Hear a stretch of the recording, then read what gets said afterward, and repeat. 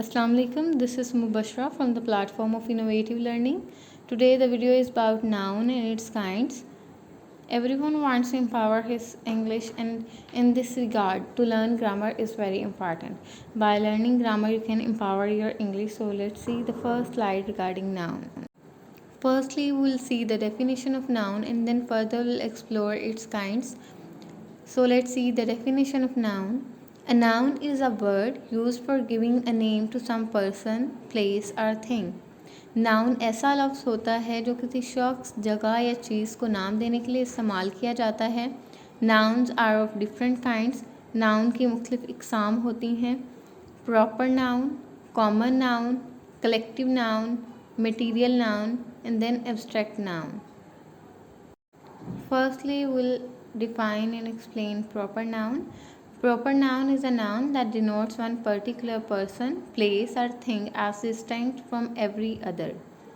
Proper noun जो होता है ख़ास इसम को कहते हैं, इसमें मार्फा कहते हैं.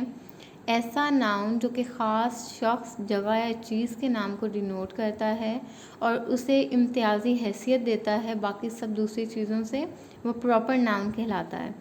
For example, the Holy Quran, Asia, Qaid-e-Azam, Lahore, Ali, Ahmed, Pakistan, and so on. All these are proper nouns because they have their own individual identity. The second kind of noun is common noun. A common noun is a noun that denotes a general place, person or thing.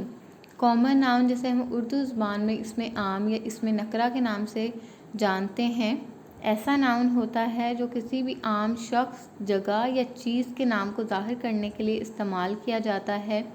For example, village, boy, car, country, city, flower, book, chair and so on.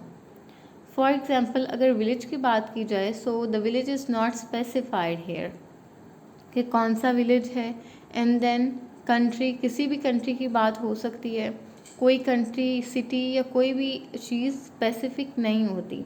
So these are the examples of common noun. The next kind of noun is a collective noun.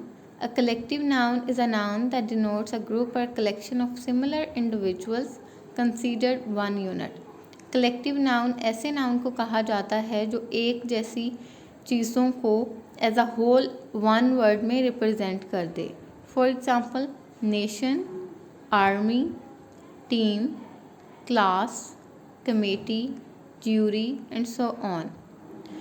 For instance, अगर हम class की बात करें, there might be 30 और 40 students in one class, but अगर हमें as a whole उनको as a collective noun denote करना है, हम उनको 30 या 40 स्टूडेंट्स नहीं कहते, हम उनको एक सिंगल वर्ड में, क्लास में डिनोट करते हैं, जो कि कलेक्टिव नाउन की एग्जाम्पल है.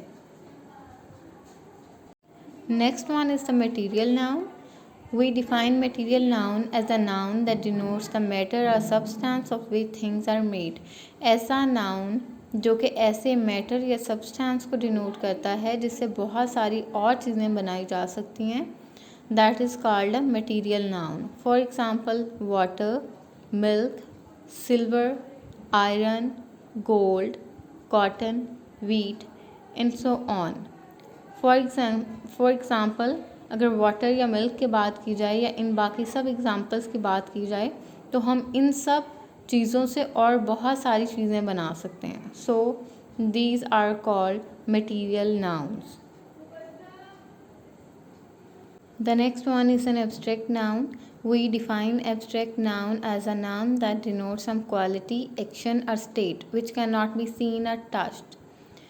ऐसा नाउन जो किसी क्वालिटी, एक्शन या फिर स्टेट को, किसी ऐसी हालत को शो करे, डिनोट करे जिसे हम ना देख सकते हैं ना टच कर सकते हैं. Basically this is a form of an idea. हमारे माइंड में एक आइडिया होता है, हम उसको जब अपने वर्ड्स में रिप्रेजेंट करते हैं तो वो एब्स्ट्रैक्ट नाउन कहलाता है. For example, wisdom, honesty, pleasure, pain, sorrow, love, death, beauty, laughter, youth and so on.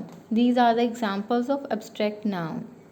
Before we have talked about noun in terms of 5 kinds, but noun is further divided in 2 categories: countable noun and uncountable noun. Firstly, we will see the definition of countable noun.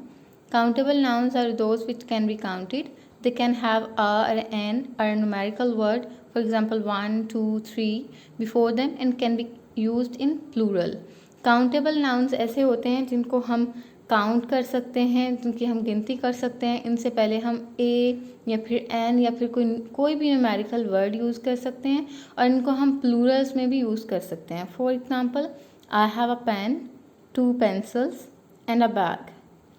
तो pen जो noun था, pencils और bag, इससे पहले हमने pen से पहले आ का वर्ड यूज़ किया, पेंसिल से पहले हमने न्यूमेरिकल वर्ड 2 यूज़ किया, एंड देन अगेन बैग से पहले हमने आ का वर्ड यूज़ किया. So these was the example of countable noun.